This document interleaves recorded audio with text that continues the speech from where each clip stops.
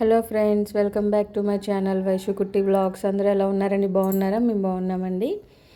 ఈరోజు నేను చూపించబోయే రెసిపీ బెండకాయ ఆలూ ఫ్రై అండి. నేను నా స్టైల్లో బెండకాయ ఆలూ ఫ్రై ఎలా చేస్తాననేది చూపిస్తాను. మీరు కూడా ఇలా ఒకసారి ట్రై చేసి ఎలా వచ్చిందనేది నాకు కామెంట్ సెక్షన్లో చెప్పండి. ఇంకెందుకు ఇంగ్రీడియంట్స్లోకి వెళ్ళిపోదామండి. ఫస్ట్ దీనికోసం పెద్ద సైజు ఉల్లిపాయని ఇట్లా స్లైసెస్లా కట్ చేసుకోవాలి. అలాగే ఒక 5 వెల్లుల్లి, 4 ఎండుమిర్చి, కొంచెం కరివేపాకు, ఒక 2 మిర్చి తీసుకుని రెడీగా పెట్టుకున్నానండి. ఇక్కడ బెండకాయని శుభ్రంగా క్లీన్ చేసుకుని మీడియం సైజులో కట్ చేసుకున్నాను. ఇప్పుడు ప్యాన్ని స్టవ్ మీద పెట్టుకుని మనకి డీప్ ఫ్రైకి సరిపడినంత ఆయిల్ని తీసుకోవాలండి. ఆయిల్ హీట్ అయ్యాక మనం కట్ చేసి పెట్టుకున్న బెండకాయలను ఆయిల్లో వేసుకుని లైట్గా గోల్డెన్ బ్రౌన్ కలర్ వచ్చే వరకు ఫ్రై చేసుకోవాలండి. ఫ్లేమ్ అనేది మీడియం ఫ్లేమ్లో ఉండాలండి. హై ఫ్లేమ్లో పెట్టుకోవద్దు, మీడియం ఫ్లేమ్లో పెట్టుకుని వీటిని ఫ్రై చేసుకోవాలండి. ఇదిగోండి ఈ విధంగా గోల్డెన్ బ్రౌన్ కలర్ వచ్చే వరకు ఫ్రై చేసుకుని వీటిని మనం ఒక బౌల్లోకి అయితే ట్రాన్స్ఫర్ చేసేసుకోవాలండి. ఇదిగోండి ఈ విధంగా బౌల్లోకి ట్రాన్స్ఫర్ చేసేసుకోవాలి. మొత్తం బెండకాయలన్నిటిని ఈ విధంగా ఫ్రై చేసుకోవాలండి.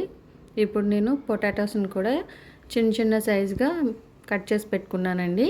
వీటిని కూడా ఇప్పుడు బెండకాయలు మనం ఫ్రై చేసాం కదండి, ఆ ఆయిల్లోనే వీటిని కూడా ఫ్రై చేస్తున్నానండి. మీడియం ఫ్లేమ్లోనే పెట్టుకుని మనకి పొటాటోస్ కూడా గోల్డెన్ బ్రౌన్ కలర్ వచ్చే వరకు ఫ్రై చేసుకోవాలి మీడియం ఫ్లేమ్లో.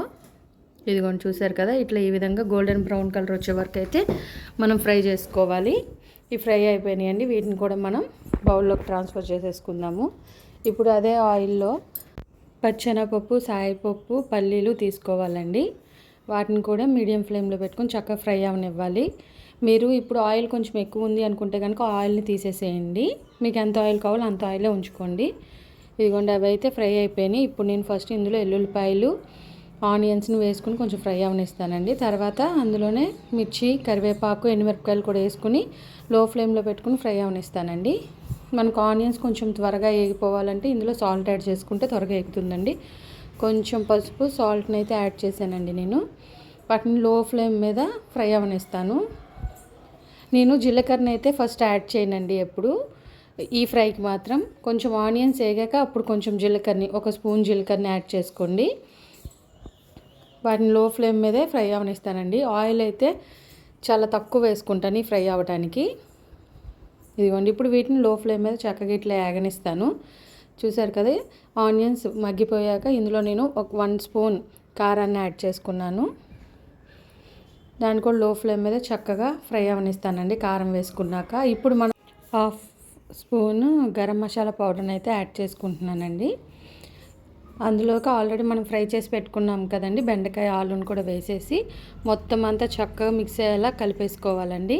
కలుపుకుని లో ఫ్లేమ్ మీదే ఒక 10 మినిట్స్ అయితే ఫ్రై అవనివ్వాలండి.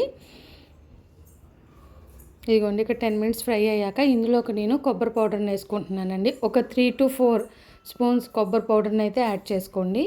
ఇప్పుడు కొబ్బరి పౌడర్ వేసుకున్నాక లో ఫ్లేమ్ మీదే మొత్తం అంతా ఒకసారి మొత్తం మిక్స్ చేసేసుకుని ఒక 5 సెకండ్స్ ఉంచి ఆ లో ఫ్లేమ్ మీద స్టవ్ ఆఫ్ చేసేసుకోవడమేనండి. అంతే అండి.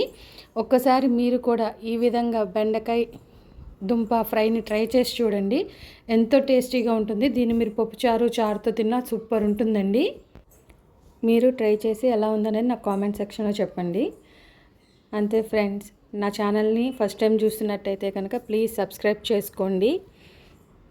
Thank you for watching my video. Bye friends.